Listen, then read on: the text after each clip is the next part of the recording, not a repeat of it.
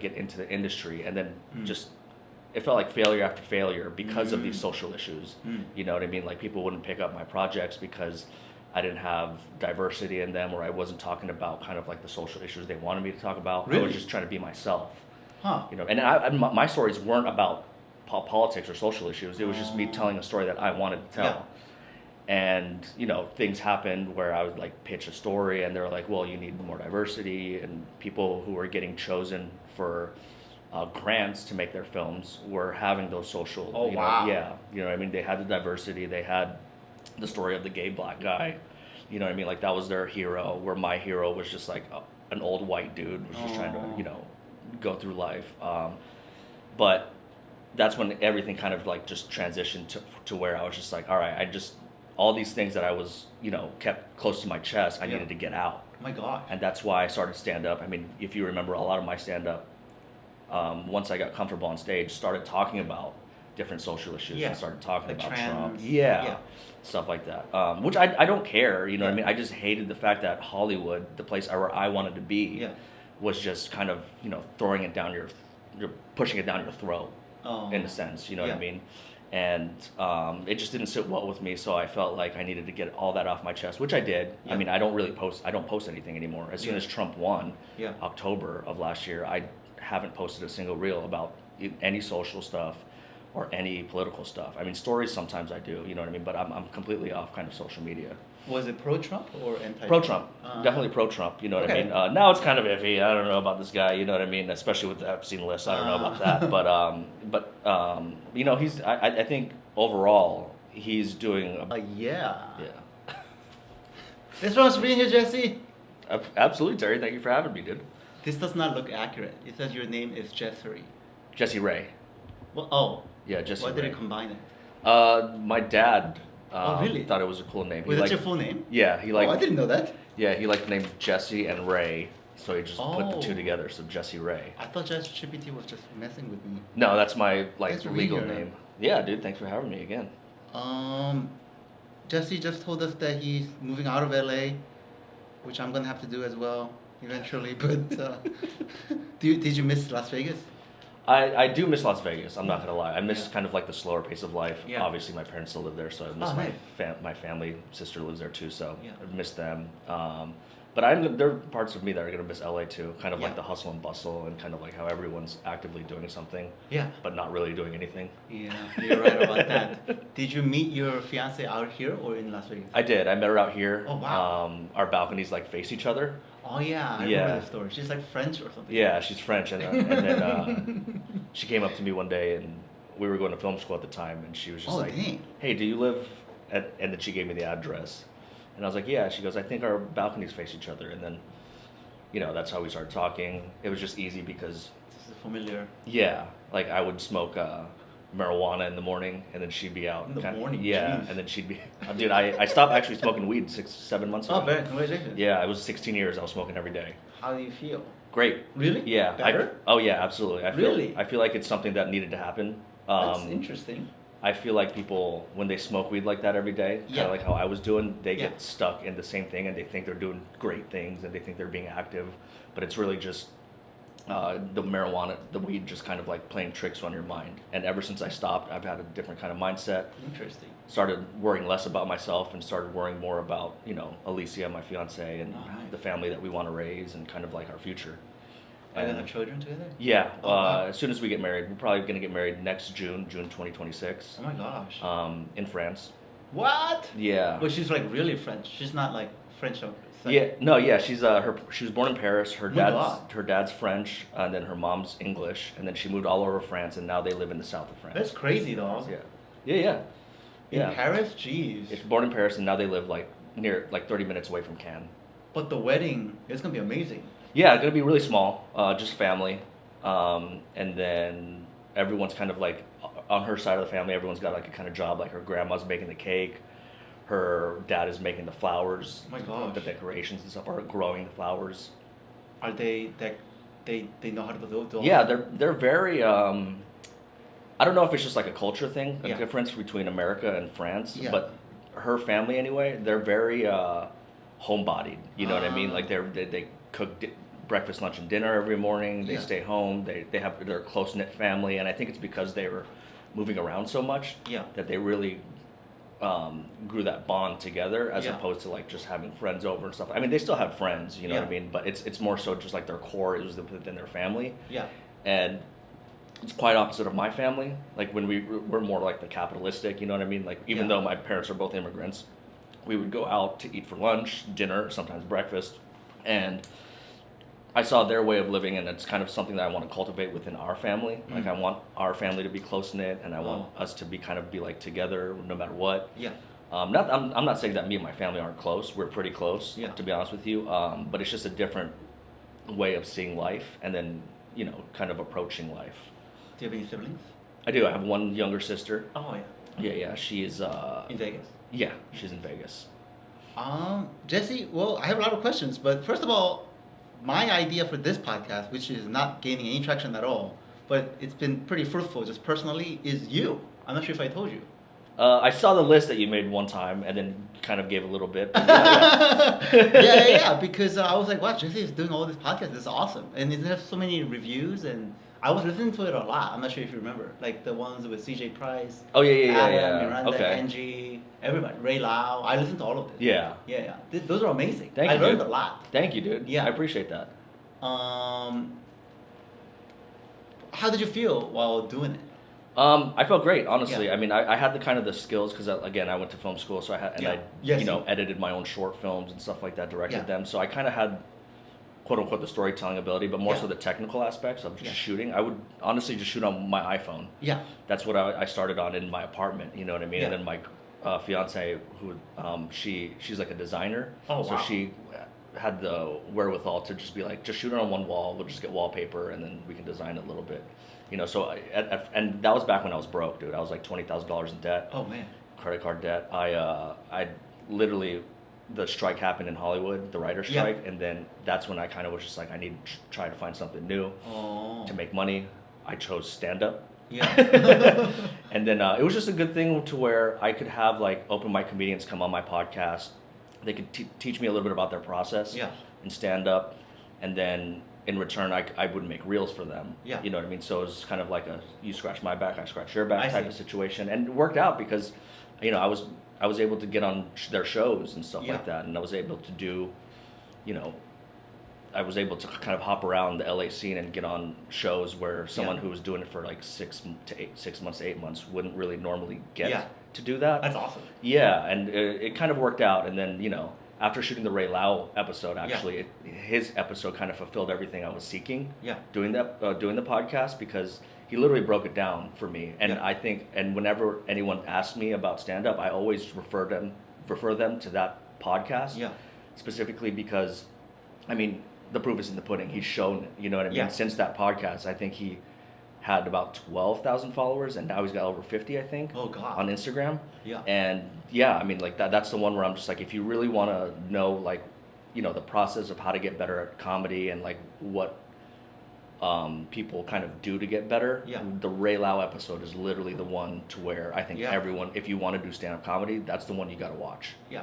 Yeah, I mean, I'm not taking anything away from anybody else, Yeah. because Ray Lau literally took bits and pieces from all the podcasts that I had, Yeah. but just he was really focused, and he was able to talk about his process and give like a detailed, basically outline of everything that he does to get better at stand-up. And like Yeah. I said, he went from doing that, running his own shows, to now doing the Netflix as a joke thing, Oh, and just wow. absolutely killing it. I didn't know that. Yeah, he's killing it, dude. Oh, wow. Ray Lau is awesome. Yeah, it sounded like, based on what I remember from the episode, it's obviously very disciplined and very like methodical every day. With him? Yeah. Oh yeah, absolutely. Yeah. And that I think that could be translated into anything that you want to do in life. Yeah. You know what I mean? I think not only he talks about stand up, but if you take the things that he says and just apply it to whatever you want to do, whether Yeah. it's healthcare, you Yeah. know what I mean, whether it's, I don't know, like getting better at podcasting, Yeah. whether it's starting your own business, I think he was the perfect person to speak about the things, like in terms of my podcast about learning how to do stand-up comedy. He was Yeah. the perfect comedian and Yeah. person, because he's so focused on it. He's very regimented Yeah. in what he wants, and he knows what he wants. Yeah. So again, like that was once I did that, I kind of dabbled with. I kind of shot other episodes after that. I kind of went more of the solo when I was talking about politics and stuff like that, and then, but it just I was fulfilled with my goal for that podcast with that one episode, which is why I don't do it anymore. You know what I mean? Why don't you do it anymore? Like I said, he fulfilled everything with that, and then I started talking about politics, and then and social issues, and then I just kind of felt like everyone was doing it. They didn't really need to hear my side of how I felt. I felt like me going into stand-up and podcasting, especially when I started doing the solo episodes, was me just trying to get things off my chest. You know what I mean? Because I won't lie. Creative outlet. Yeah, and and working in Hollywood, a lot of people are very stuck in their ways in terms of the politics and social issues. And I didn't really see eye to eye with people. Like the woke stuff? Yeah. For example, in 2020 when everything kind of happened, I was very liberal. I was liberal my whole life, very democratic. I mean, my parents were democratic, all this stuff. And then when 2020 happened, they wanted the vaccine mandate. They wanted everyone on set to be vaccinated, and I didn't want to get the vaccine. And so that's when my transition that's when my transition to maybe being more conservative or having more conservative ideals started to transform. And because I was during from 2020 to, but that's a good thing. You know what I mean? I think we all deserve to have our different views on a lot of things. You know what I mean? So yeah, that's kind of to answer your question, that's me starting this podcast, going to stand up. It was a creative outlet, but also kind of for me to finally just talk about things freely without feeling like, oh, this is going to hurt my career, But the initial ambition was film directing, right? Yeah, I wanted to be a director. I wrote stories about Las Vegas and then kind of my upbringing. Before the podcast started, I was telling you I used to work in senior living. Basically, this feature that I was pitching around was an elderly, he was an elderly guy living in a senior care home, and he wanted to basically, he escapes the care home to have one last night out in Las Vegas. You know what I mean? Nice. Yeah, and I thought it was great. I thought it was original, but Hollywood seemed to think differently. And did you pitch it to different things? I did. I was actually someone from Armory Films. I don't know if you ever saw the movie Peanut Butter Falcon with Shia LaBeouf. Sounds familiar. Yeah, it was a really small indie film. The production company Armory Films, who produced it or had co-produced it, they had reached out to me because they saw my short film All In. That's awesome. Yeah, and they asked me if, hey, are you working on anything else? I was like, well, I wrote this feature, sent it to them, got 2 rounds of notes, and then at the end they were just like, since Peanut Butter Falcon did so well, they wanted to produce non-indie films. They wanted to produce films that were budgeted from anywhere from 50 million to 100 million. And because I'm a no-name filmmaker, I had wrote that film to where I could shoot it for under $1 million. You know what I mean? So yeah, that was that. But yeah, the original goal was to become a writer-director. Kind of wanted to put Las Vegas on the map and tell our stories in that fashion. But are you kind of disillusioned by it all now? Disillusioned? Yeah, you don't like Hollywood anymore, right? No, not really. It's taken me a while to get back into filmmaking. I'm not gonna lie. I don't even watch any movies anymore. Oh shit! If I do watch movies, I'll watch French movies, which it doesn't seem like they push the propaganda so much as American filmmaking, as American cinema. They just tell quality stories. You know what I mean? And that's slowly. That's awesome. Yeah. So it took me 2.5 years to slowly get back into filmmaking and real stories. But yeah, I was just I was not watching any movies or TV shows, especially American produced ones. I was just not with it. You know what I mean? Yeah, I know a screenwriter friend who does that too. He was doing screenwriting for 15 years, so he doesn't want to watch it. Yeah, and so that's kind of where I was at for the past 2-3 years, and that's where I kind of still am at. But I've got that script. I've got a whole bunch of other stories that I would want to tell. It's just a matter of am I going to have the time to kind of flesh those stories out? Yeah. You know what I mean? Because like we were talking about, I'm going back to Vegas, starting a healthcare business, and oh wow, that's awesome. Yeah. It's because that's what you were doing before, right? It was what I was doing before, but I just feel like, truth be told, when I was in France in early this year, going to propose to my girlfriend, now fiance, and we were at her parents' home, and she was just like, when we have kids, she wants the freedom to be able to basically go back and forth to France. Yeah. And I kind of just, it was kind of like a slap in the face, because I was like, these homes where her parents live, they're expensive homes. They're in the millions. Yeah. You know what I mean? And it was like, how am I going to be able to achieve that? Yeah. Because there's no way I was going to do it with stand-up unless I became, the 1% of the 1%. Yeah. And then in podcasting, even though it's a great business now, I just don't really see it being, in the long term, that great of a business. And not only that, it's so hands-on. Yeah. And then, so it was kind of like a reality check where it's just like, dude, you got to find a way to make more money and make it more passively. Yeah. So, opening up senior facilities, basically senior living, just different facilities. Oh, wow. That's where I'm getting into. And so yeah, that's. Does it need a lot of capital upfront? It depends on how you start it. You know what I mean? That's awesome. Yeah, there are different ways to do it. Yeah.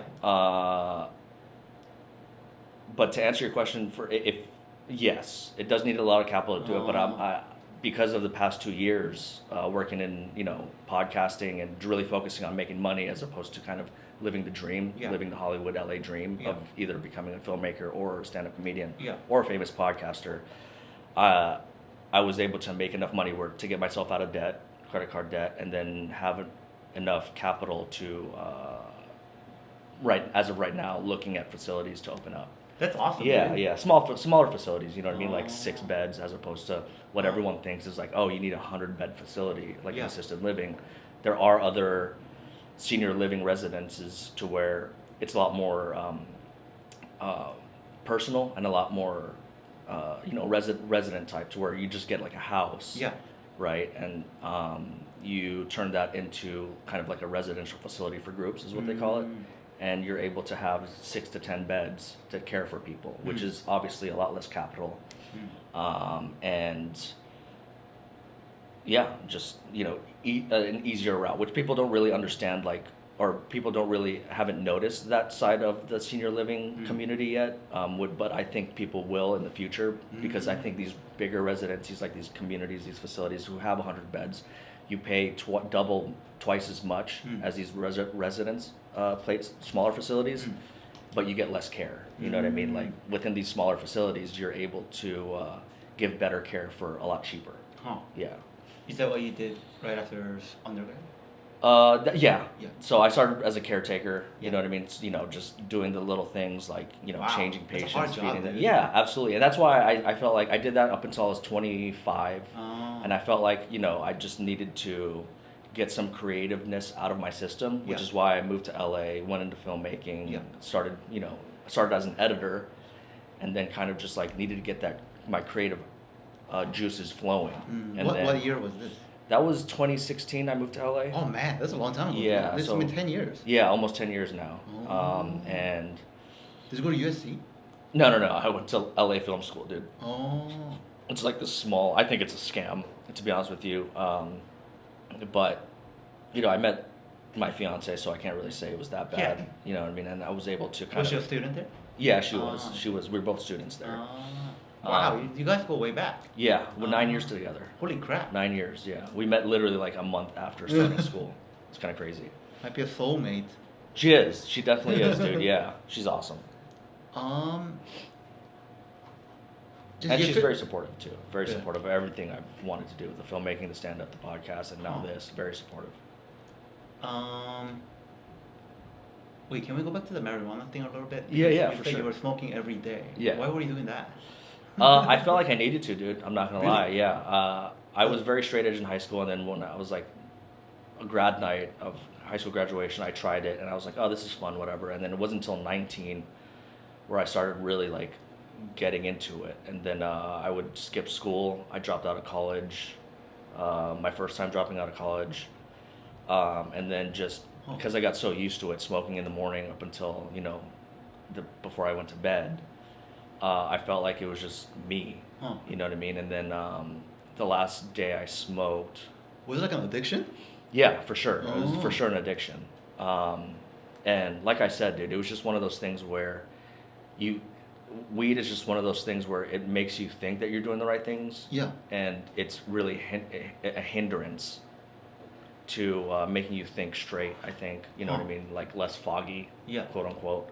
And I'm happy that I stopped because I'm just such a different person now. You know what I mean? Like my anger has gotten a lot better. I used to suffer from any Asian. You know what I mean? Asians, we fucking have Asian rage. Yeah, Asian rage. Yeah, exactly, dude. And stopping. You don't seem like the type.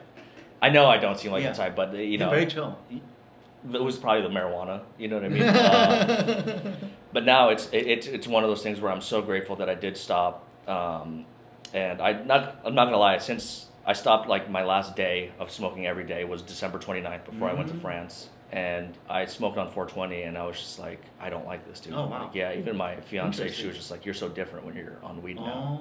So I put it down. I'll still do edibles now and then. Yeah. You know what I mean? I like, which I like because it's a lot more cleaner, I feel like. Yeah. And it's not as foggy-headed as actually smoking.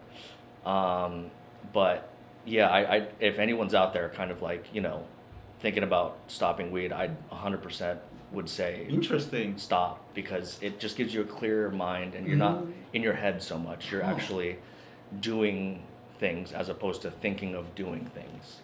Does that make sense? Kind of. Yeah. Do you think because some people say that it kind of enhances different like things. Right. You don't think that it was like a CBD, like THC, all that issue? Like maybe there was like something going on? Maybe. I mean, I don't know. I mean, like for some people, obviously, I mean, you have Seth Rogen, right? He's one of the most prolific filmmakers, right? And he smokes weed every single day. He still does. You know what I mean? Oh yeah. Yeah. And it's one of those things where if it works for you, then great. But you gotta really kind of be real with yourself and just kind of see where you're at in life. And if you feel like you aren't where you were at, or if you're, you know, if you're not where you're at, then maybe it is the weed. You know what I mean? And that's where kind of I was. And I honestly, I didn't think I would stop. I went to France for 2 weeks, and I think that really helped me kind of like slow down on the weed. And my fiance and I, we talk about all the time, we thought that I would get back and just smoke at night, but I don't even do that. I'm very kind of just like regimented in my day now. Nice. I'm doing a lot more physical stuff as opposed to sitting down. Oh, I gotta smoke before we do that. You know what I mean? Like every time before we would leave to even go to dinner, I would smoke because I felt like I had to. Yeah. You know, I would bring it with me to places, and I would smoke before going into stand-up. I would smoke before going into venues. I didn't know that. You know what I mean? Yeah. But I'm glad I did all that because it just showed me that this is something that for a long time I thought that I needed. Yeah. But now 7 months away from it, it's like, wow, like that really was holding me back in everything I wanted to achieve in life. Man, that's crazy, dog. You wouldn't think that marijuana could do that, but I mean, especially if you do it, you don't think so. Yeah. You know what I mean? Like you really think that this is something that I need. This is something that helps me in life. This is something that helps me with my emotions, my rage and stuff like that. But no, I really do think that if you're very honest with yourself, and if you want to achieve great things, I think you really have to sit down and really kind of, analyze what your life looks like, and then just kind of realize that, that's something that I needed to put down to be able to become the person I am today, and then want to be in the future. What are you doing for rage now? For rage, I mean, I don't rage out. Yeah. Honestly, I don't. Maybe it was because of the weed? Yeah, 100%. Yeah, for sure. Oh, me crazy. and my girlfriend talk about it all the time, and she, we were actually last night. We were just talking about it. Yeah. You know what I mean? We were cooking up a Korean dinner at home. Oh, nice. Yeah. What'd you cook?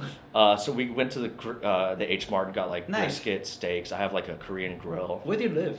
Downtown now. Oh, I live did you go to downtown. K-Town?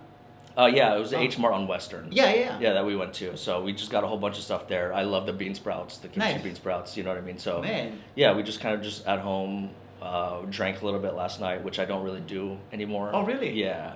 I've gone kind of Completely sober? yeah, basically. I mean, I'll drink every now and then, but I don't get drunk like I used to. I mean, I'm pretty sure with a lot of people during the pandemic, we picked up bad habits. Yeah. You know what I mean? Like, it's funny.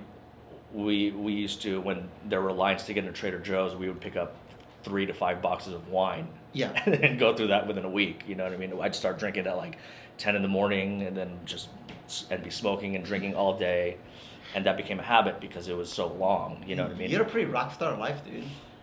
I don't know, rock star. I don't know if it was rock star. I think it was more so just like I had vices that I kind of picked up, and then. But you're California sober. You're not even California sober. You're like monk sober. Trying to be, you know what I mean? Like I definitely will have my moments where I'm just like, all right, tonight I'm gonna get drunk. Yeah. You know what I mean? Yeah. Which I think sometimes you kind of need. I think so. Yeah, I think like a wedding or something. Yeah, exactly. Or just social, especially socially. Yeah. I feel like it's a great way to kind of just let loose and have fun. Yeah. But in terms of like what I used to do and how, like I said, drink and smoke from morning to night, I definitely don't do that every day now. I can't. You know what I mean? I've got so many responsibilities. Well, it's kind of surprising because Jesse, I don't think you ever struck us that way. You were always like very like cordial and like very like always good energy at like the mics and stuff. I appreciate that. Yeah. Were you still under a lot of influence during those times? Weed, for sure, weed, okay, yeah. And then I obviously wouldn't be drinking during the day, but I see. As soon as I'd be done, I'd be at home taking shots, chasing with beer. With girlfriend? Yeah, with Alicia, yeah. Just the two of you? Yeah, just the two of us. Or obviously, we'd have people over sometimes nice. and go out socially and just kind of do that. But now it's more so just, both of us, we don't mind just having a chill weekend, a chill night, and just maybe having a beer. Yeah. You know what I mean? And How then just old- relaxing. How old is your girlfriend? She just turned 27. It was her birthday on Wednesday. Oh. Yeah. Wow. There's a pretty big age gap. Yeah. 9-year age gap. Oh man. You horn dog. She's a lot more mature than I am, though. I will say that she's got Really? She's got a lot of her stuff together. She's Wow. she knows what she wants. Huh. Whereas me, it's kind of when we first met, I was just kind of like a child. Even our personalities now, she's a lot more mature than I am. Does she have an accent? Yeah, an English accent. She has an interesting. English accent. Yeah. An English accent? Yeah, but she speaks Not a French. French accent? No, her mom was English. That's why. I see. Yeah. Wow. And but her first language was French. But like it was weird. Like she would speak French to her parents, and then her mom would talk back in English. Huh. And then because she was around it so much, she just picked up English because you speak English pretty much everywhere in the world. And yeah, so that's why. Do you have any tips, Jesse? Because I like younger women too. 9-year gap. Jesus Christ, dude. Good job. How do you even do this? I feel like you always have a good way with people because even the podcast guests that you had, you're very good with them. And then you must have approached them. Yeah. I mean, I don't know. That was just one thing that I think I got from my mom. Really? My mom was and my dad, but my mom, she was very outgoing. You know what I mean? She was the life. She still is the life of the party. Oh wow. You know what I mean? And then just seeing her do that. I mean, that's kind of how I was in high school. I was the class clown in high school. Nice. And I just like to have Were you fun. popular? I don't know if I was popular, but I always kind of like was this thing where how they're kind of like the popular kids, everyone who are athletes, the cheerleaders, and then you have the other group who are kind of just like doing theater, kind of like not doing athletics. I was like in the middle. Oh, really? I would get along with both sides. That's very rare. Yeah, I would throw parties at nice. at my parents' house, and it was Oh, you're the party guy. my senior year, yeah. Oh, nice. And I would be able to basically just get everyone on both sides and have them come to the party. That's crazy. Yeah. So it was like, and that's how I always was. I don't really see like, because I know both sides, you know what I mean? Like I was a loser in school, and then I gained popularity, so I know both sides. So why were you a loser? I was shy. I think I was shy at first when I was a kid. Huh. And then going from school to school, it was like a thing where I always kind of kept to myself, and I was shy talking to pretty girls. Huh. I was shy talking to kind of like the star athletes, the popular guys.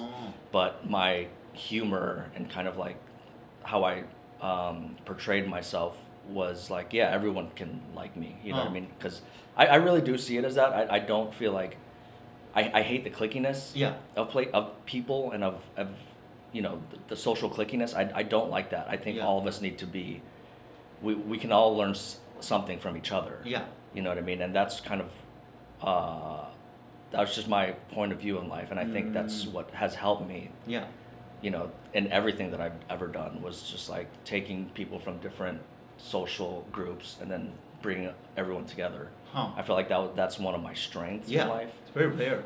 Yeah, and I think it's because going back to the senior living thing, my mom started that business when I was 7. Oh. Yeah. So my childhood wasn't like a lot of people's. You know, my childhood was, you know, people, their chores would be washing the dishes, taking the trash out, cleaning the house. My chores as a kid was taking care of the old folks. Yeah. You know what I mean? I learned a lot from just being able to sit down as like a 9, 10-year-old kid and then talking to these old folks in their 70s and 80s talking about life. Yeah. And I think that's what got me. And I remember too, dude, growing up as a kid, I would always relate more with my friends' parents as opposed to people my age. Oh, that's crazy, dog. Yeah, dude. So, you know, I think that helped me in life, and being able to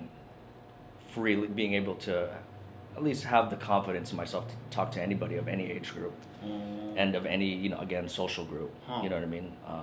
Whether you're a fast food worker or a janitor at, you know, the local fast food restaurant, or, you know, the CEO of your own company, I'm able to kind of just like almost transform the way I speak, you know what I mean, to be able to relate to them more. And then throughout my years of life, just being able to find myself, and then just not being able to transform per se, but being able to just be myself and then relate with other people, with pretty much anybody, I feel like. Can I ask you about something that you were saying earlier? Yeah. You've been here a lot longer than I have. But like the Hollywood culture, because I've been complaining recently about like the favoritism and the nepotism here, which I only recently realized that it's happening. So I'm not sure if I'm on the right track, Jesse, like if that's true. Maybe elaborate more. Yeah, well, because I do see the videos, I do see it crashing out a little bit, well, like, which I enjoy. It's entertaining to me, Oh, and I like the fact I'm glad that it's you're entertaining. honest. Oh yeah. You know what I mean? Yeah, but So I'm just like really angry here now because a lot of the people that I thought I liked, that liked me, we were all in this kind of comedy creative trends together. Like 90% of them are like they were just being like not real. yeah, Yeah. So that's annoying, and also like there's like not really like a meritocracy, so it's a lot about just knowing the right people. yeah, And some of the club owners were shitting on me, which I don't really want to get into, but which sucks because I know they're not funny, and they shit on other comics, so it's a whole fuck fest. yeah. Yeah. I mean, with that, you can't really take that close to heart because Yeah. everyone can have an opinion. Yeah. You know what I mean? I think at the end of the day, it's more so just like creating your own lane. Yeah. You know what I mean? And like whether it's following someone else's path or creating a path, you know, a road less traveled, let's say, like creating your own. Yeah. I think that's where you kind of have to decide on whether or not you want to go one route or another. Like going Yeah. back to kind of like the podcast thing, what was great was I was able to see how different people were able to succeed in stand-up by creating their own lane. Yeah. For an example, Ray Lau again, right? Yeah. Ray Lau, he, you know, a lot of people think that, or the old school way of doing it was get into the community, become a door guy. It's where you're able to go up to the store or the Laugh Factory or the Improv, do your sets, and then hopefully you're able to, one of the bigger comedians can take you on the road. What Ray Lau did was he just used social media to his advantage. He posted on social media, he was putting up his own shows, doing tours on his own shows, and never went that door guy route. Another example would be Adam Fink. Yeah. You know, Adam Fink, he did kind of this, something similar to where he was able to hit up Gary Owen one night, and him and Gary, you know, created this bond instantly, it seemed like, and now he's on the road with Gary Owen a lot. And then another one would be Chris Keene. You know what I mean? Chris Keene, which is a hilarious guy. I love his comedy. Yeah. He was he was able to, from what I know, started editing for Jimmy Dore as an editor. I don't know what I think he was editing his show. And because he was doing that, he was able to go up at Jimmy's shows, and then Jimmy liked his comedy, so now he's traveling with Jimmy. I'm not sure if he's still editing for him, but That's awesome. Yeah, and that's what I mean by creating your own lane, like being creative in how you want to succeed in the stand-up game. Yeah. You know what I mean? And a lot of other people, like I know Chuck Friedman, he's one of the newer comedians. I think he started around the time I did. He's Adam Carolla's assistant. Yeah. You know what I mean? And he's creating his own lane. Yeah. You know, people produce their own shows. They create their own lane, like Nick Dervasula. Yeah. So I think at the end of the day, it's whether or not you want to play the games of the politics within the industry, I think that's something that is a must. Yeah, I think that's something is a must. But at the end of the day, like I said, it's really getting creative on how you want to get there. With me, again, like I said, I was able to do that podcast, and because of that podcast, I get put up pretty much every weekend almost. You know what I mean? I mean, it took a while. It took me about 6 to 8 months to get comfortable on stage and get better at comedy to where I was finally able to get on stage that frequent. But I think that's it. And I think, you know, you're not wrong with the things that you say. You know what I mean? I mean, people maybe will have their opinion on how you're doing it. You know what I mean? But at the end of the day, it's one of those things on like, you see what's happening, right? You see the politics, you see how people treat other comedians and stuff like that, and you get better at kind of the game, right? Because that's all life is with anything, right? Whether it's stand-up, whether it's senior living, whether it's, you know, you want to be an entrepreneur, there's always a game to be played. And people are going to hate on you. People are going to say bad shit about you up until you become somewhat of a success. And what else do they have to say? You know what I mean? So I say everything that people say about you, it goes in one ear, out the other. You know what I mean? I mean, again, that podcast I was doing, my first probably the first 20 episodes, everyone was like, oh, this guy again, I'm seeing this guy. You know what I mean? I'm seeing this guy's podcast again. Like, who is this guy? Who is Jesse Tugas? You know what I mean? Like, what is this guy doing? It's like a fucking kiss ass. And at the end of it, I'm pretty sure they were. I mean, I know some people didn't really like the podcast, or they were just kind of blew it off up until I was just consistent with it. You know what I mean? And then the proof was in the pudding. I was, like I said, I was getting on shows. People knew my name within the industry, and it turned into people kind of like, who is this guy? To be like, oh, I want to get on this guy's podcast. You know what I mean? So it really just, it's up to you to kind of like navigate yourself and how you want to shut those people up at the end of the day. You know what I mean? Because and again, like my whole life, I've been used to hate. I've been used to kind of just like people like, you know, talking shit about me, saying all these things. Yeah, absolutely. Absolutely, dude. And that's just part of life. You just have to realize that is part of life. Why were they talking shit about you? People probably thought it was annoying. I know a lot of people in high school, when I started to be a lot more louder, a lot more kind of like attention seeking, what they call it. I know people didn't like that. And then, you know, again, just like with everybody, in the beginning, it kind of hits the ego. It kind of fucking makes you like, oh shit, I'm not likable.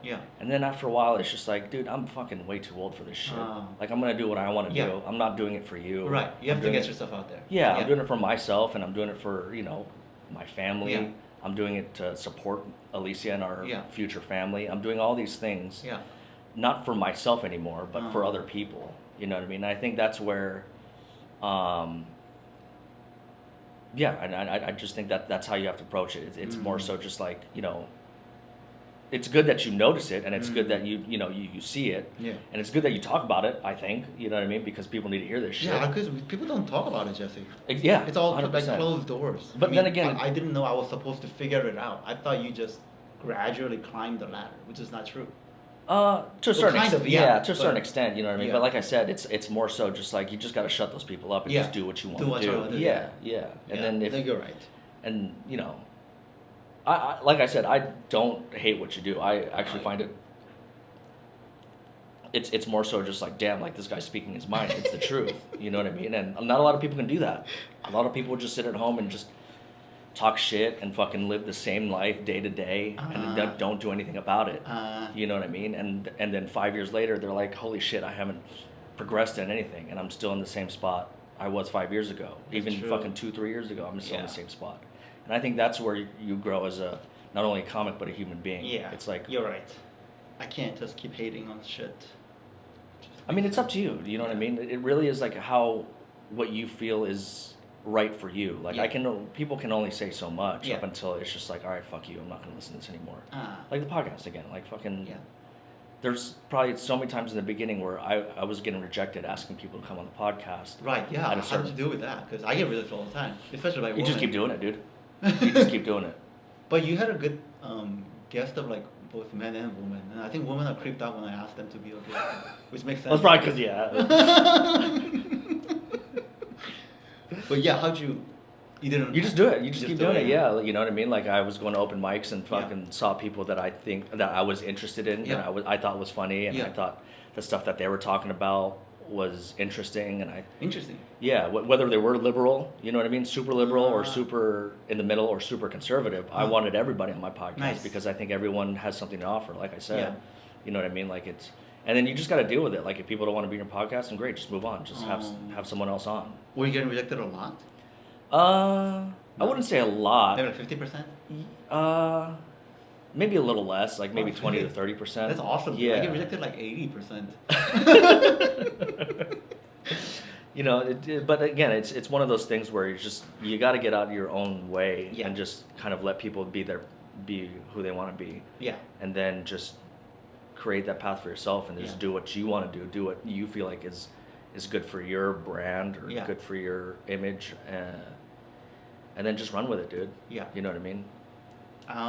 Do you have any tips? Because it was very high quality, like the way that you taped it, and like I'm barely like it's getting like 10 listens. I just put it up on Spotify. It's like very basic. Yeah. Do you have any tips for other podcasters? I do everything manually. Yeah. Editing stuff. Editing? Yeah. I would say honestly, bro, you can have the nicest set in the world, right? The most professional cameras, best lighting, best sound, and stuff like that. But in my opinion, if you're consistent with it, and you're getting better at the editing, you're getting better at the finished product, I think that's all that matters. Yeah. You know what I mean?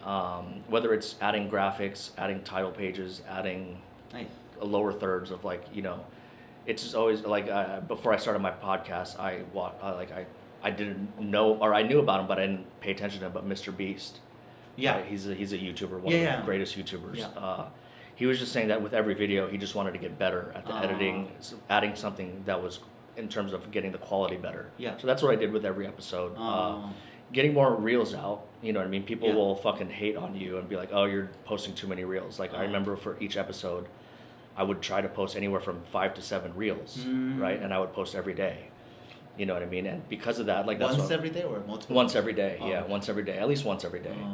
And you know, at first people hated that. People hated seeing that. You know what I mean? But later on, it would be after like the 30th or 40th episode, people started hitting me up to get on my podcast. Wow. Yeah. So you know, I read this somewhere. I forget where I read it, but people will always hate on you up until you show them that what you're doing is starting to become successful or starting to look successful, and then they have nothing else to say anymore because like you in ways proved them wrong. You're right. Yeah, and I think that's, you know, doing that again with anything in life. I think that's kind of like the secret is that know that there are going to be people that hate you. Probably 95% of people are going to hate you. Yeah. You know what I mean? This is ancient Asian wisdom right here. Maybe, yeah, I don't know. I read a lot of Confucius right here. I read a lot of self-help books, especially really? It's like I don't like really like fiction novels. Yeah, me neither. I do read them sometimes, you know what I mean. But for me, it's like if I spend my time reading something, I want it to help me in life, and so that's where I'm at.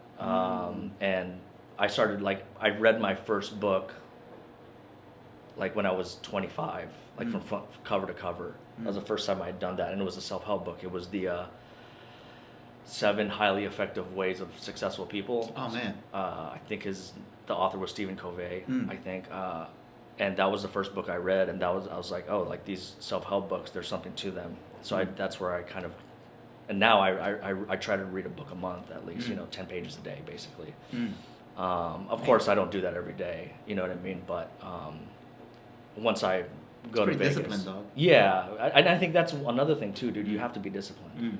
You know what I mean? Like again, going back to Ray Lau and that podcast, everybody was hitting anywhere from 1 mic or 2 mics all the way up to fucking 8 mics a day, and that's what I started doing. You know what I mean? At least I would hit at least 2 a day. Yeah. And then my most I think I hit in one day was like 5 or 6. Yeah. You know what I mean? And that's because I didn't have anything else going for me, dude. I was broke. I was unemployed. That's all I had. And then thank God that Melrose Podcast, the company I work for now, thank God that, I wouldn't say they found me, but I was referred to them by someone who was on the podcast, Evan Warner. Oh, really? Yeah, he was, they were moving up to a bigger studio, and Evan was helping them move, and then one of the owners asked Evan if he knew any producers. That's awesome. Because he was on my podcast, Yeah. and he saw the quality I was doing. Yeah. He threw my name out there.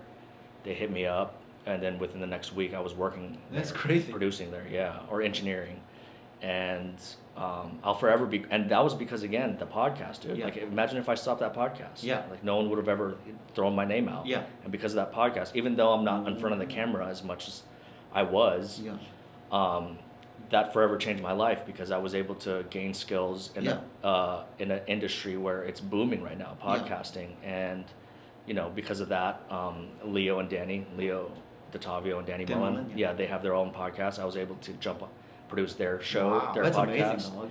Yeah, and because I work on there, they've had people on that podcast who have hired me, because people know I work at Melrose and know how to do these things. They've actually hit me up. Yeah. Just random people have hit me up.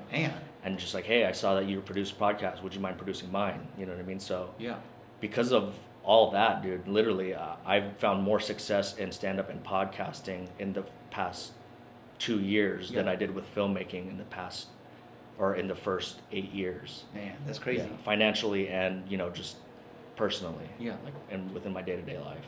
Do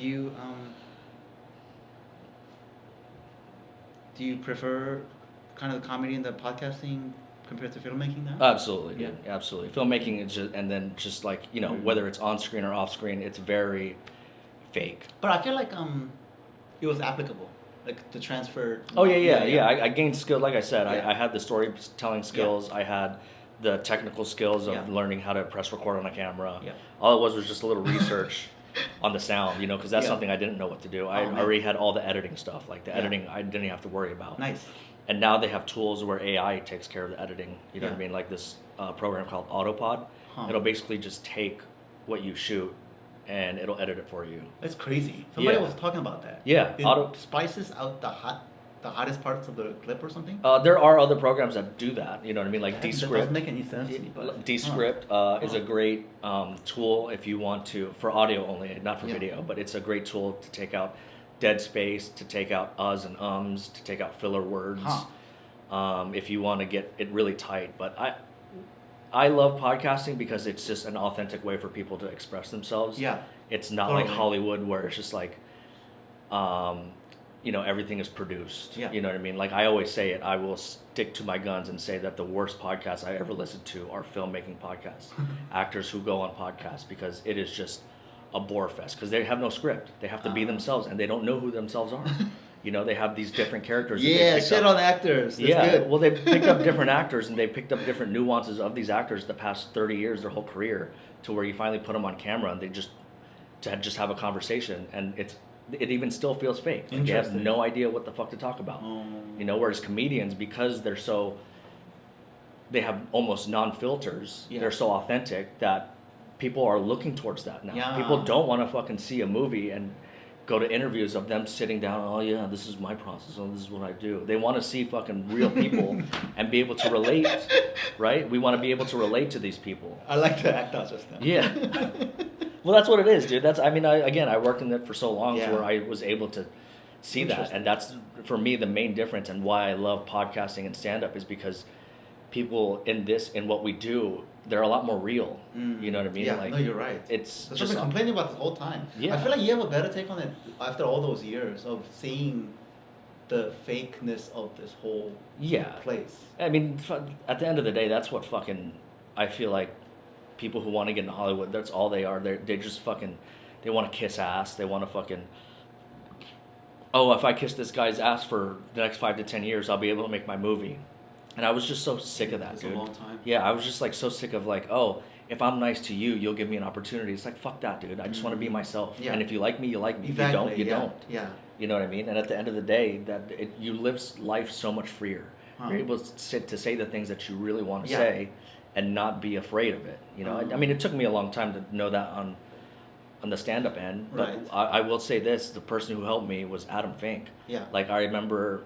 I was if the first couple months I was this nice guy, I wouldn't really, a lot of the things I would say was more superficial, and then I started kind of talking about my political beliefs, Trump, And Adam was like, bro, you gotta fucking lean into that. You have to go in with that. This is pretty true, yeah. Yeah, and I remember shooting my first solo podcast where I talked about Trump and put on the MAGA hat. I sent it to Adam and I was like, hey dude, like I don't know if this is like something funny or something I should do. And he saw it and bro, he was just like, bro, you gotta post that. That is hilarious. And that's what kind of got me on the villain arc of, you know, the industry. Is like me opening up, talking about my support for Trump. And it was because of Adam, who I don't necessarily say he supports Trump. Yeah. You know what I mean? But I think he understood the political climate and the social climate to where he was just like, dude, no one else in LA is doing it like this. You have to talk about it. And that's kind of where I went. Oh, interesting. Yeah. So, and it was freeing, bro. Like I was finally able to have, and that's what gave me the confidence that I have now and even more. Yeah. You know what I mean? It's just like, I'm not crazy. Yeah. You know, people will say that you're crazy, but like I said, the people who respect you and the people who support you, those are the people you got to keep in your circle. And Adam was that person to where he was like, that's it, dude, just fucking talk about that. Just go lean into that. And then along with him, it was Cole Clayman, who was just like, had kind of the same views and helped and supported me into talking about different things. Wow. And then Chris Keene, and then someone like Thomas Robinson, you know what I mean, who was just like, yeah, dude, like that's hilarious. And because of all those people, it gave me the confidence to do all that. And now it's just like, it's ran its course, obviously. Like I said, I don't do that anymore, which I don't like. I like doing, or I don't mind not doing. Yeah. You know, because a lot of my goals and a lot of my responsibilities have shifted into not so much about me anymore, but again, just you know, future family. Yeah. Did you get a lot of lashback? Oh, absolutely, dude. Yeah. Absolutely. A lot of unfollows. Oh, I see. You know what I mean? Like a lot of people me too, just actually. Yeah, just like a lot of people are just like, what the fuck? Like I didn't know that this guy thought about it this way. I didn't see him this way, which is again something that I think is not a reflection on me, but a reflection of other people. Yeah. It's like you can't, like you're so, almost your personality is so like insecure that you can't hear these things. You know what I mean? And it was at that point where I was just like, yeah, fuck these people, dude. Like, do you remember one thing you said about Trump? I mean, just me putting on the MAGA hat. You know what I mean? Yeah, just that little action alone. You know what I mean? Just I forget what I said in that reel, but it was kind of just one of those things where I finally had like, it was like me putting on that hat was finally just like, oh shit, like this guy is supportive of these things. And I've even had close friends who I was friends with since I was like 11, dude, unfollow me, talk shit about me. Yeah, what? Dude. Yeah, that's nuts, dude. Thought I was a racist because I fucking support Trump. Oh my god. Which I am a little bit of a racist. No, I'm just kidding. Everybody's a little bit racist. Everyone's a little racist, you know? It's these fucking Asians. I hate those Asians, dude. I know, me too. Just kidding. We have 8 minutes, Jesse. Man, this was awful. I didn't even tell the time flew by. Man, I should have hit you up a long time ago. Sometimes, I'm not sure if you relate, but sometimes interviewing gets hard after a while. It's not the right guest, if you know what I mean. Yeah, absolutely, dude. No, I totally get that. Oh, yeah. You have to, like, kind of pry it out of them. Yeah, exactly. Which is fine, but, like... And which is weird for if you have comedians on your show, you know what I mean? Like, I mean, I wouldn't call myself a comedian, but a lot of comedians there. Man, you're funny, dog. Yeah, thank you. I appreciate that. Yeah, I think you're a great storyteller. Oh, wow, thank you. Again, yeah, that's just kind of like the background I was in, maybe. But no, I just, you know...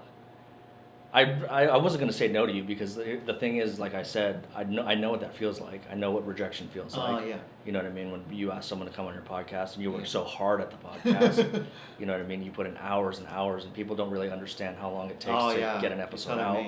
Right? Like, I mean, this whole process, you hit me up a couple weeks ago. You know, I saw that you were doing research. Like, that's your time and I want to respect your time. You know what I mean? And mine is more like chasing people down, but sometimes they reschedule for like the third time. I'm like, bro, it's fine, but not you. Well, yeah, I don't like to do any of that.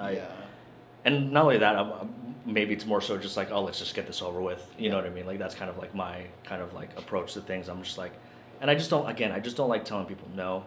Oh yeah. I'm not that type of person. Like, I want to. Maybe it's my thing of being a people pleaser is maybe the reason why I don't say no to a lot of things.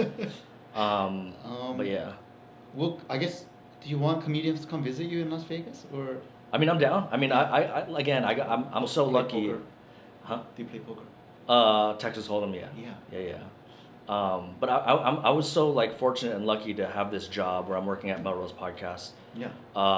Someone like Adam Ray. Yeah. He's a big comedian right now. He's fucking blowing up. But I was able to produce his podcast for the past 2 years, or engineer his podcast for the past 2 years. He was nice enough to, when he had shows out in Vegas, because he knows I'm from Vegas. Yeah. He asked me if I wanted to go up. Holy shit. And he put me up 4 times on all 4 of his shows. Yeah, gave me 5 minutes on all 4 of his shows. That's crazy. But that was in October, and that was when I realized, crazy enough, that I didn't want to be a comedian. Oh. It was literally getting off stage to the first show, and I was like, yeah, I don't want to do this. I don't want to do this. Was it a big crowd? It was a huge crowd, dude. He sold out all 4 shows. Oh my it was God. like 300 people, I think. Yeah. And it was fun. You know what I mean? Don't get me wrong. I liked doing it. I didn't love it. I liked doing it, but just, seeing, like, I kind of looked at it as like, look to my future and be like, what do I want my day-to-day to look like? And it wasn't traveling to do stand-up. And that's what kind of, like, being able to do those shows with Adam, that kind of solidified it. Like, I didn't want to be in a plane all day, at the airport all day, in a car all day, driving from one venue to another. Yeah. I'm a homebody. I want to be at home. I want to, just kick it with my wife, with the kids, help raise the kids in the right way, and just have the freedom to do whatever I want. Yeah. And with comedy, in terms of me, that's not what I wanted to do every day. You know what I mean? It was just completely different. Yeah. So again, I'm very grateful that Adam did that. Adam Ray knows that I'm moving to Vegas, and he actually offered it again. He was like, well, just, keep up with me whenever I'm out there. Just hit me up and I'll put you up. Oh my God. Yeah. So that's amazing. Yeah, man. dude. And I've got to meet other great comedians on there.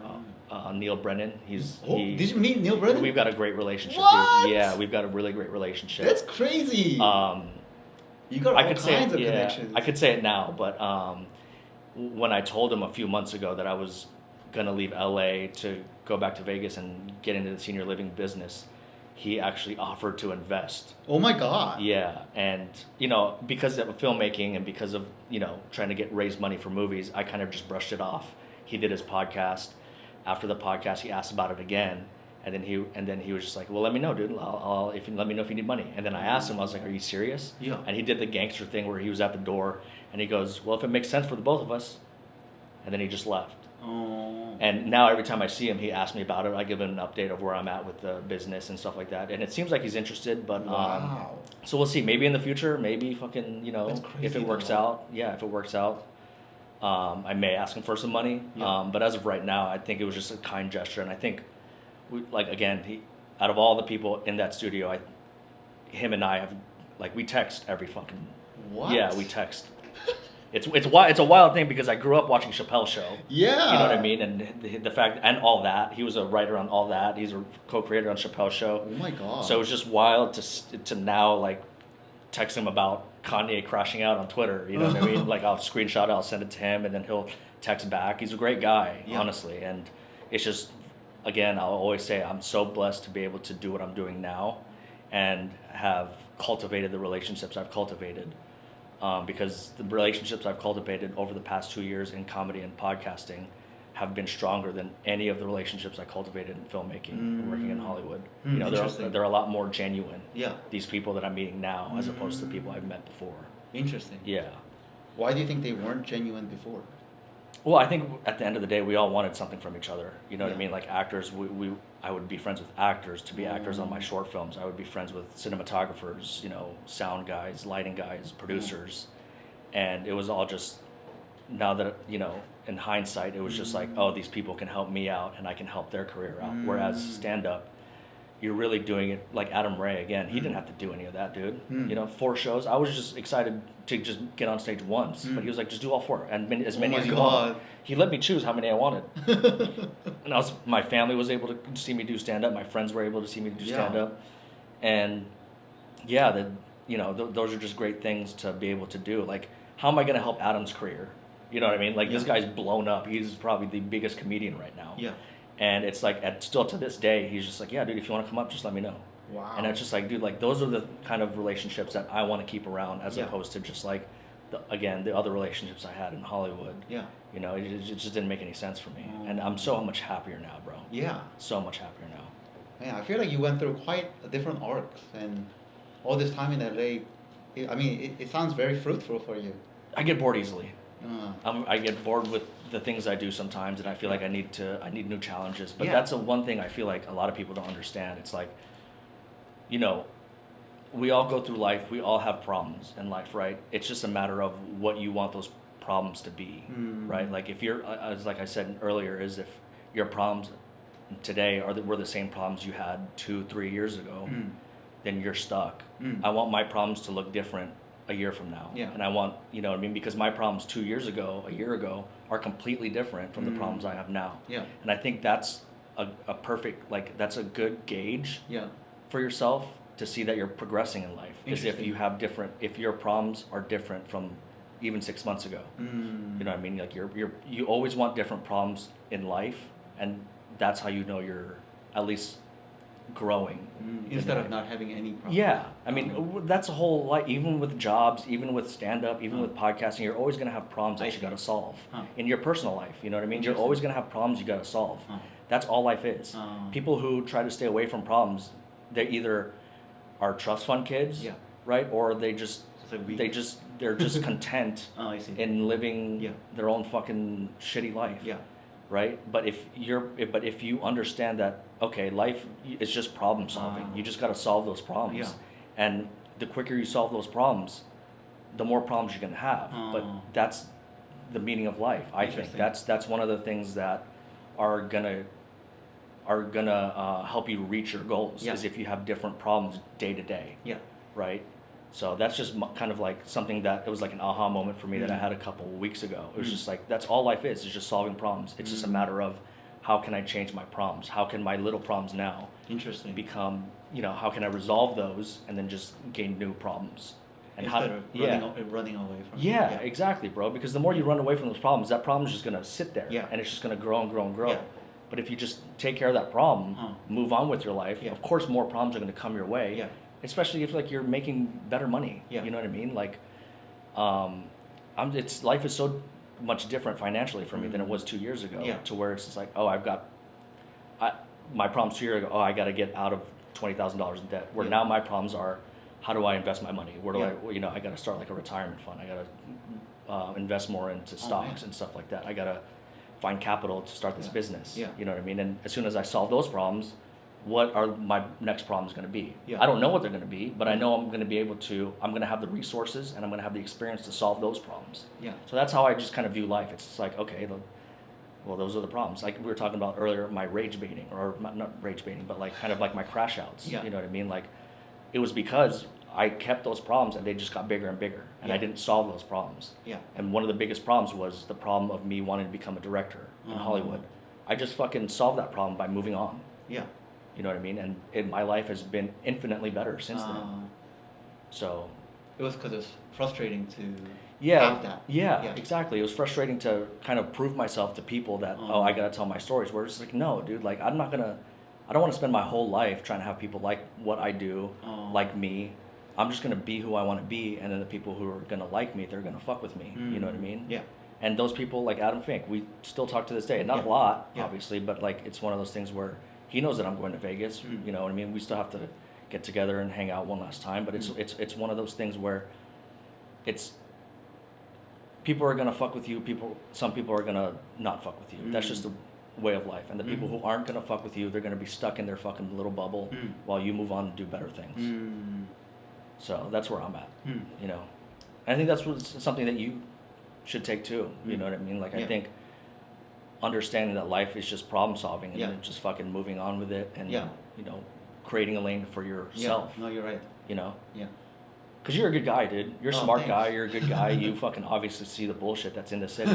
You know what I mean? Took me a while. Yeah.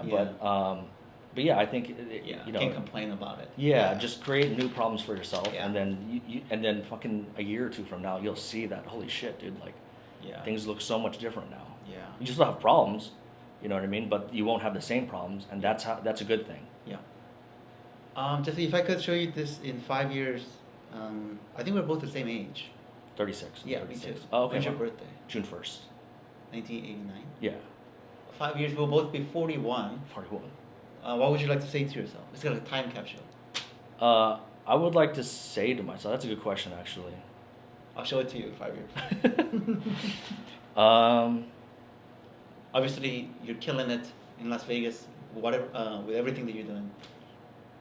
I just say that stay true to yourself, and then just know that everything that I'm doing now is for a bigger picture. It's for the family. You know what I mean? Like, I've gotten more.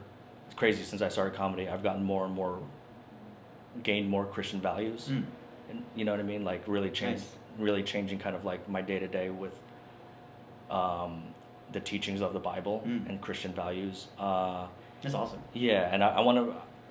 I guess in 5 years, since doing that has helped me grow as a person and helped me cultivate better relationships with not only my fiance but with friends and family.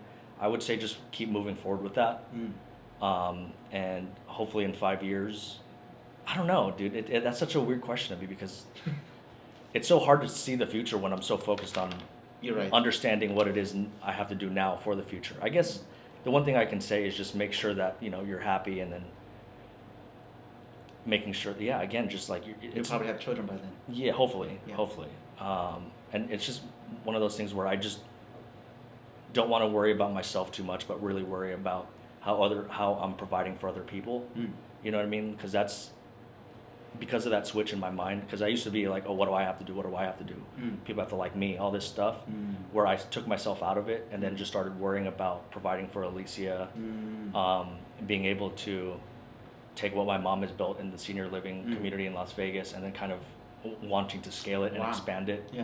I'm doing all these things, sure, maybe a little bit for me, but at the end of the day, my intentions are to be able to provide for other people and make other people happy and have a comfortable life. You know what I mean? So I hope that I can just stick with that and then keep moving forward with that.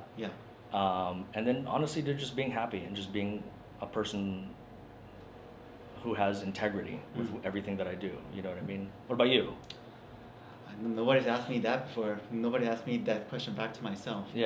I'm interested, actually. I have no idea. I hope I would have made something of myself and not homeless on the streets.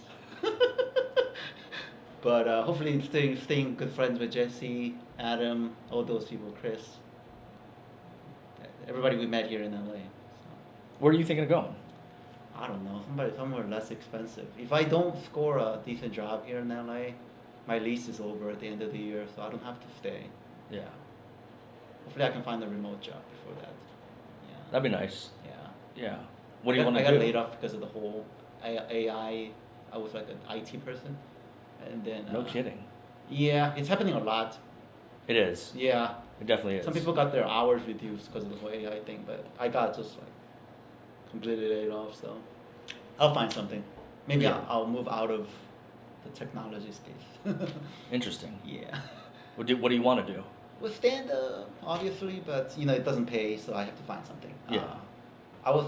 Because there's a lot of teachers in the comedy scene, so I was maybe looking into getting like a teaching credential, but I'm sure that's not an easy process. Well, nothing's easy, like I said. Yeah, you're right. You know what I mean? Like, whatever problem. Figure it out. Yeah, whatever problem that is, you just kind of have to like, is this what I really want? Yeah. You know what I mean? And if it is, then you just gotta solve that problem. Yeah. Thanks so much for being here, Jesse. Thank you, dude. I appreciate you having me. When are you moving? September. It's pretty soon. Yeah, my lease is up. I'm glad I caught you. My lease is up at the end of September. Shit. So